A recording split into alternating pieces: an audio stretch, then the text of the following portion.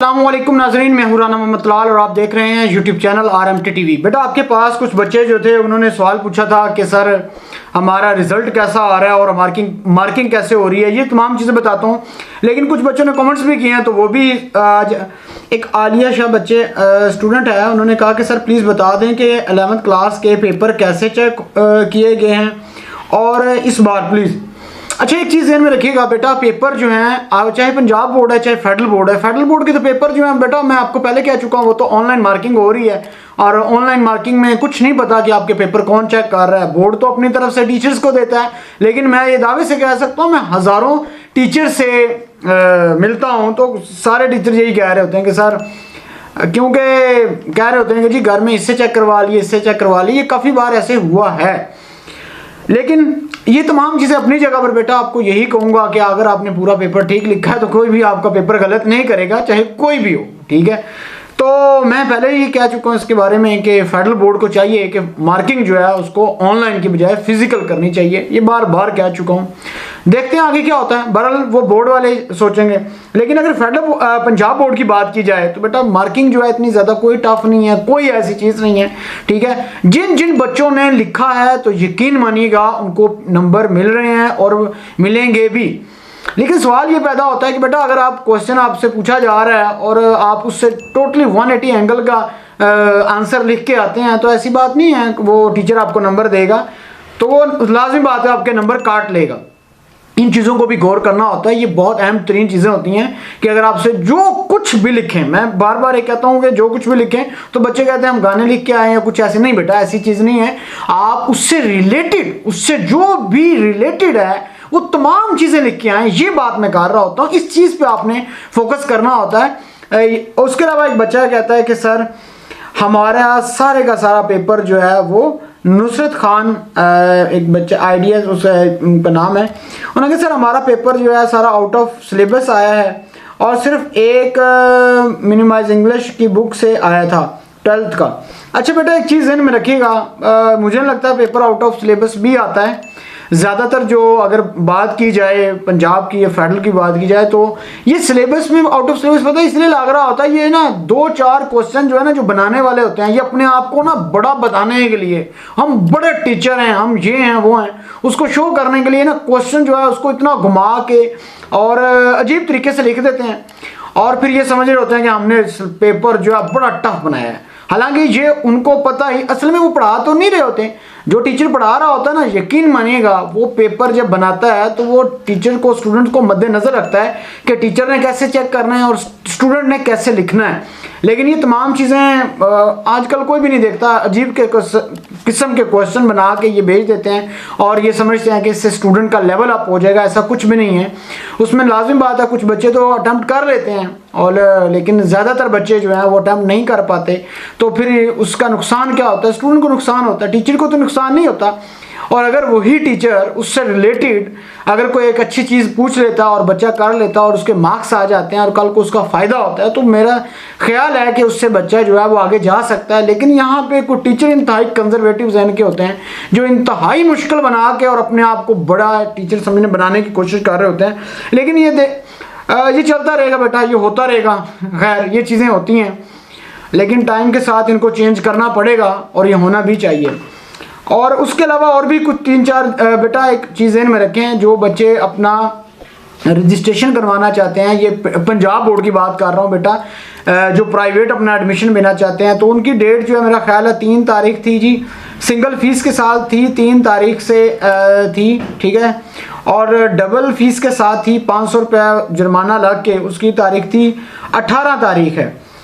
तो आपको अब देखना होगा कि बेटा अभी डेट मौजूद है, आप सब के सब स्टूडेंट जितने भी हैं जिन लोगों का अभी एडमिशन नहीं गया, ठीक है, तो अपनी रजिस्ट्रेशन नहीं करवाई, तो वो अपनी जो है वो रजिस्ट्रेशन जो है वो लाजमी करवाएं ताकि अपना एडमिशन भेजा जा सके, ठीक है, क्योंकि लेट होता जाएगा तो फिर उसमें उतने ही ज़्यादा पैसे ऐड होते जाएंगे। तो बोर्ड वाले कमाई कर रहे होते हैं अच्छी खासी, ठीक है, तो उनको नहीं फ़र्क पड़ता। जो प्राइवेट जो रेगुलर होते हैं वो उनका चला जाता है, ठीक है, रेगुलर स्टूडेंट्स का कोई इतना इशू नहीं, तो क्योंकि वो कॉलेज जिम्मेदार होता है, स्कूल जिम्मेदार होता है, तो वो भेज देते हैं।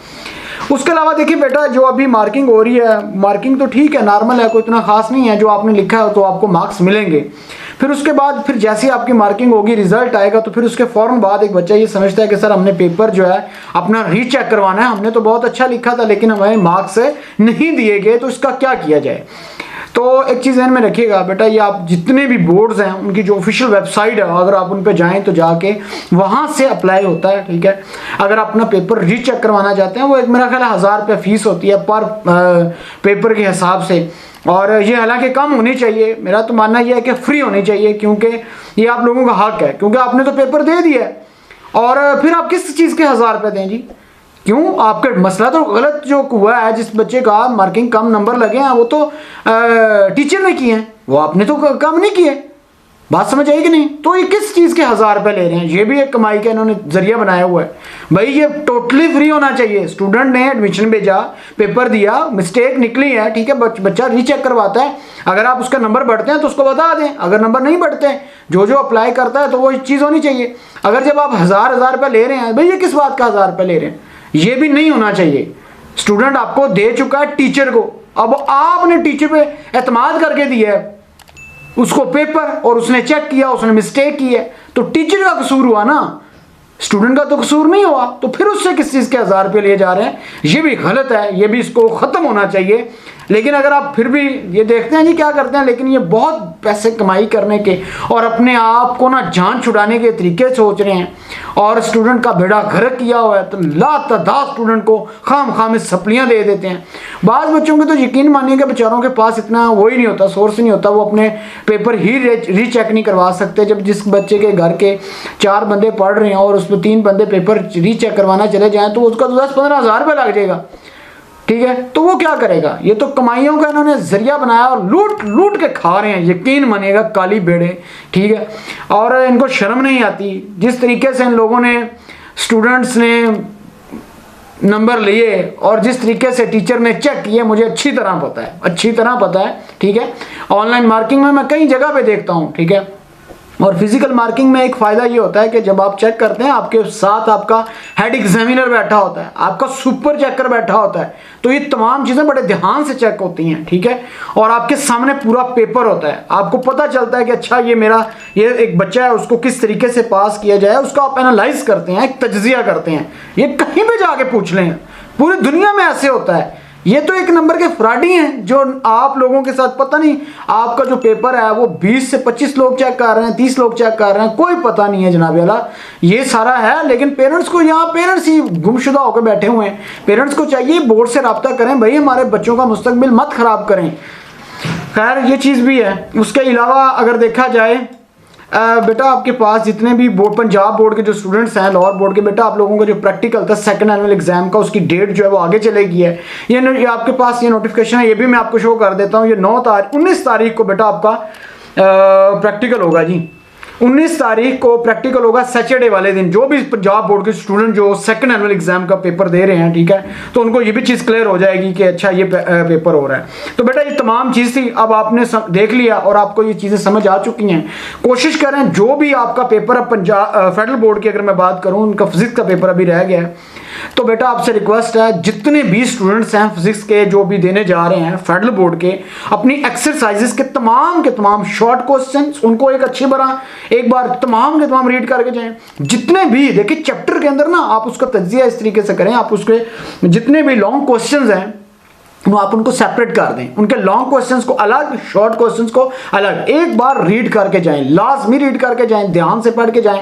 इंशाल्लाह जो डेरिवेशंस है उनको देख के जाएं। कोई प्रीवियस पेपर ना देखें, पास पेपर जो है उनको ना देखें, क्योंकि जो पेपर पैटर्न चेंज हो चुका है, तो तमाम चीज़ें जब चेंज है तो लाजमी बात है फिर आप उसको कोई फ़ायदा नहीं होगा। ये आपको मैंने गाइड कर दी है, चीज़ें बता दी हैं। अब आपने इनके ऊपर रहते हुए अमल करना है और इंशाल्लाह आपका पेपर अच्छा होगा और आपके मार्क्स भी अच्छे आएंगे। जितने मेरे टीचर हजरात जो देख रहे हैं, खुदारा बड़े सोच समझ के ध्यान से पेपर चेक किया करें। एक बच्चे का मुस्तकबिल होता है। आप जो है यकीन मानिएगा, जिस तरीके से लोग टिक्के लगा के निकल जाते हैं, ये बहुत गलत होता है। आप उनको कम से कम रीड करें। बोर्ड का भी एक पॉइंट ऑफ व्यू से सोचा जाए, कसूर नहीं है। देखा जाए बोर्ड ने तो टीचर को दे दिया, लेकिन अगर टीचर बेहतियाती बरत रहा है, तो ध्यान से चेक नहीं कर रहा, तो उसकी जिम्मेदार वो है। हकीकत में टीचर जिम्मेदार है। क्योंकि बोर्ड जो है वो कंडक्ट करवाता है एग्जाम, सारा मसला टीचर्स का होता है। जो पुराने माइंड के ज़हनी गरीब किस्म के जो टीचर होते हैं वो यही काम करते हैं, अपने गुस्से निकालते हैं। जी हमने तो इस तरह लिखा था, हमने ये किया था, हमने वो किया था। भाई ये चीज़ें छोड़ दें, अब तरीकाकार चेंज हो चुका है। 2022 में आप बैठे हुए हैं, कोई आप 25 साल पुराने पेपरों की बात नहीं कर रहे जहाँ पे आप गिट्ठों के हिसाब से देखते थे कि कितने नंबर हैं, ये सारी चीज़ें हैं। तो आप टीचर्स को भी माइंड अपना चेंज करना होगा, और जो आने वाला वक्त है उसके अंदर अगर अपने आप को आप मॉडिफाई नहीं करते तो आप नोकिया की तरह आप देख लें फ्लॉप हो जाएंगे। तो ये ज़रूरी है कि स्टूडेंट भी अपने आप को मॉडिफाई करें। बेटा आपका मैं एक सिंपल सा सोल्यूशन बताता हूँ, जब भी आप पेपर अटेम्प्ट करने लगें तो उसको बिस्मिल्लाह पढ़ के और बड़े ध्यान के साथ अच्छे तरीके से सब्र के साथ जो सवाल अच्छे तरीके से आता है उसको पहले करें। ये बात मत सोचें कि अच्छा हमने ये सवाल कर लिया, ये सबसे पहले उठ के जाएंगे तो हमें कोई लाइक कहेगा, कोई ऐसी चीज़ माइंड में आए। नहीं, ऐसा कुछ भी नहीं करना चाहिए। आप सबसे लास्ट में उठें और पूरा पेपर जब लिख लें पूरा पढ़ें, पढ़ने के बाद फिर सोचें, तो यकीन मानिएगा टाइम के साथ चीज़ें आपको आहिस्ता आहिस्ता माइंड में आना शुरू हो जाती हैं। ये मेरे साथ भी अक्सर होता रहा है, ठीक है, जब हम एग्ज़ाम देते थे, पढ़ते थे 10 साल पुराने। तो ये तमाम चीज़ें इंशाल्लाह उम्मीद है आपको तमाम चीज़ें समझ आ चुकी होंगी। अब तक के लिए इतना ही, अपना ख्याल रखिएगा। लास्ट में हमारे चैनल का भी ख्याल रखिएगा। Thank you very much.